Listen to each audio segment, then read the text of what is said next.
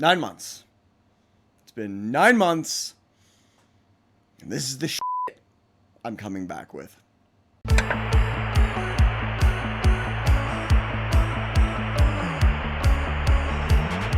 Hello again, and welcome back to another episode of the Book of Brett. Today we are going to be reviewing 2012's Aftershock. This is a disaster horror movie starring Eli Roth and some other actors and actresses that you probably have not heard of. I've never heard of any of them, but for sake of respect, I am going to go ahead and list them off. So we do have Lorenza Izzo as Kylie, we've got Nicholas Martinez as Pollo, Andrea Osvart as Monica, Natasha Yarovenko as Irina, Ariel Levy as Ariel, and Ignacia Alamand as Guide. And as I said, this is a disaster horror movie about a group of friends vacationing in Chile. At least one of them is Eli Roth's character is vacationing in Chile with his friend Ariel and Ariel's friend Pollo, who Eli Roth's character does not know. Eli Roth's character, I think, is just named Gringo. Just Gringo. We're never actually given a name. And I'm going to say just up front, this is going to be a little bit scatterbrained. I am coming back into this after 9 months of not doing this solo, so I am feeling a little bit rusty. Mostly the whole time, their vacation consists of them just hopping from one club to another, which this doesn't have anything to do with the movie, but just in my opinion is like the most boring ass vacation ever. Like, it just seems like a really lame vacation. But to be fair, the three guys in this movie are some of the lamest characters I've come across in a while. And what I mean by that is they are just like truly terrible human beings. They are the most bro-y people you can imagine. I mean, like, there's one scene where they're sitting in a club and they're not on their phones, but they're acting like they're on Tinder looking at girls in the club going swipe, zoom. And it's really like the whole thing is really cringy and douchey. And the only purpose I really see for any of the first act is to make us hate these three characters as much as possible so that when they die, we're happy that they died. And 13 minutes into this movie, I wanted all three of them to die. You could have taken the first act of this movie and cut it in half or cut it by like 2/3 and you'd still have the same movie without the time, because shit doesn't really hit the fan until after these three guys run into three girls who also happen to be vacationing there. Super cliche setup. They're all vacationing in Chile, and then at the very last minute, they decide to go to this one of what I think is one of Pollo's clubs, I guess. And an earthquake happens, and then they end up having to run from a group of criminals because after the earthquake happens, the prison collapses, and a bunch of criminals and rapists and murderers are released on this town that they're in Chile. The only thing this movie really seems to rely on is the violence, which is what I would expect out of an Eli Roth movie, especially when it's a horror movie or a disaster movie of some kind, a horror movie of some kind. If it's a horror movie of some kind and it's got Eli Roth's movie or name on it, I expect to get something along the lines of Hostel. Hostel is the same way, where you hate the characters in one way or another. There's not really any point to, any character development, because really what we're waiting to get to is the violence. I think even though the gore porn genre of horror is not my favorite, there's definitely a place for it, and it's not that I hate it, it's just I don't go out of my way to watch movies that just rely heavily on gore. The thing I can respect about gore porn horror movies is the special effects. Usually the special effects are going to be really good. Usually the more it bothers you and the more you're upset by the gore, the better the special effects are, for the most part. Terrifier is a great example that comes to mind. There's no reason for Terrifier to exist except to watch a violent movie, and there are a lot of really good special effects in Terrifier. In Aftershock, we never really get anything that really, like, I would say, good from a gore porn perspective. Honestly, the part of this movie that bothered me the most in terms of, like, gore and trauma and what the characters are going through is the rape scene in this movie. Now, if you've watched my videos before, you'll know that I don't like rape scenes. I've never liked rape scenes. They bother me. They make me very uncomfortable. I don't like watching them. I usually will not skip past them, though, mainly because regardless of the way I feel about them, I feel like in the terms of horror, they can serve a purpose, because the whole thing with horror is to make you uncomfortable, is to make you put you into a headspace, into an environment where you're not comfortable and you don't like being.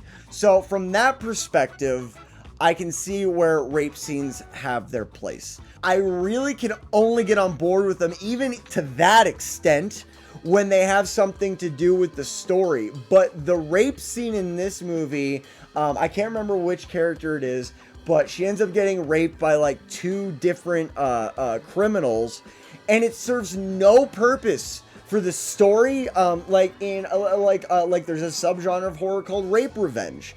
Even though I don't watch rape revenge movies, simply because the entire premise is, you know, there's gonna be a hardcore rape scene in it. But at the same time, I don't think those scenes are in there to enjoy seeing them. They're normally in there to serve a purpose. There's even a lot of like thriller movies where like something will happen to a woman. It's not irresistible.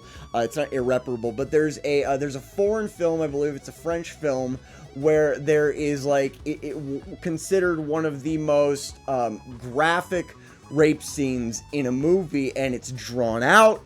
And it's very uncomfortable to watch. I've seen it. I will probably never watch that movie again. I've blocked it out so much that I can't even really remember the name of it. But even then, it serves a purpose for the story. Whether or not you like it, whether or not you agree with it, it serves a purpose for the story. This serves no purpose for the story whatsoever. It's just in there. And that's the worst part, is that the thing in this movie that made me the most uncomfortable was the rape scene, and it's only in there to make you uncomfortable. But again, my problem with this is that there's no character development. There's no reason to care about what's happening to any of these characters, which again, I could get on board with if the murders and the violence and the gore was intriguing, if it was the main thing driving the movie. But even the deaths in this movie are just really lackluster, and I feel like that's a term to best describe the entirety of this movie, is lackluster and bland. They're in the country of Chile, where there's history and there's all sorts of stuff that they could have used as a backdrop. Like at one point they're going through a graveyard, and they're going through a graveyard that's like dedicated to orphans. I guess the priests and the nuns used to go into the tunnels and they would have sex, and whenever the nuns would get pregnant, they would get rid of the babies in the tunnels. It could be an interesting element to the movie, and it serves absolutely no purpose whatsoever but to let us know that there are tunnels, which is going to give us foreshadowing and to know what we're going to find down there. And the only reason that that's in there is because one of the sisters had an abortion at one point, and so at the end of the movie she's going through the tunnels, and this like freaks her out. But even then, it's like you've seen all of this, and this is the thing that's going to give you a hang up. Nothing about this movie drew me into it. I wanted it to end so quickly. I don't understand why this movie was made, because it doesn't look like they really gave a shit about anything going on in this movie. But so I did end up making it through Aftershock. Overall, a just truly horrendous movie. If I was gonna give this a rating, and I can't give it 0 stars, I'm gonna give this 1 out of 10 stars, because I can't find a reason for this movie to exist. There isn't a story to tell here. We just jump from one traumatic event to the next, and even those traumatic events, you never really give a shit about. Everything seems to happen out of convenience. Everything seems to happen just to get us to the next thing that doesn't make any sense. And I can't wrap my head around why money was put into this. I mean, the box office, they made like $262,000 from this. And if this had come out during COVID, I could understand why the box office was low. But this is from 2012 or 2013 if you are paying attention to Tubi, which is where I had to watch this heat, by the way. I knew this wasn't going to be some movie that I thought was groundbreaking. I didn't think it was going to be amazing because I'm not some huge Eli Roth fan.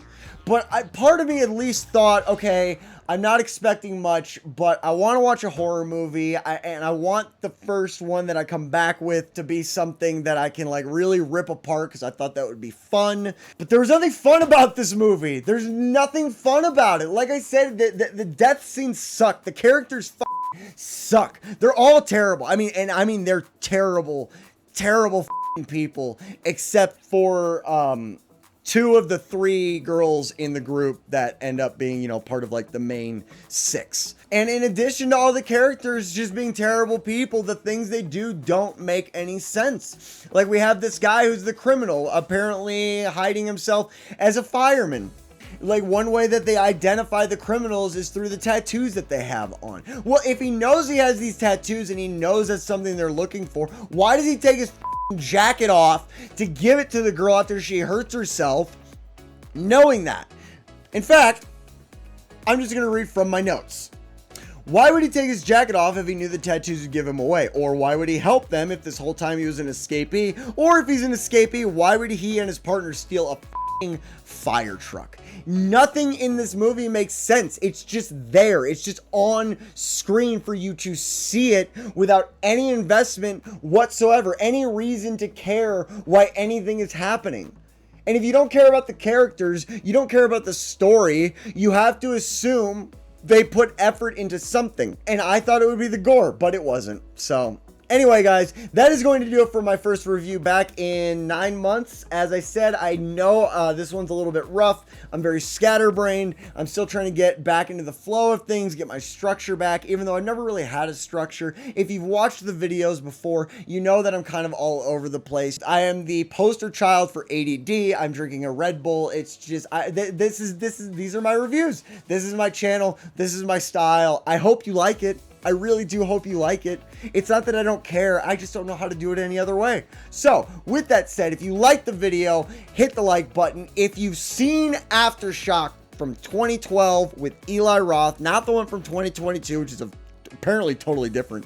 If you liked it, if you hated it, leave it down in the comments. Let me know what you thought about it. Hit the subscribe button, and I will see you guys next time.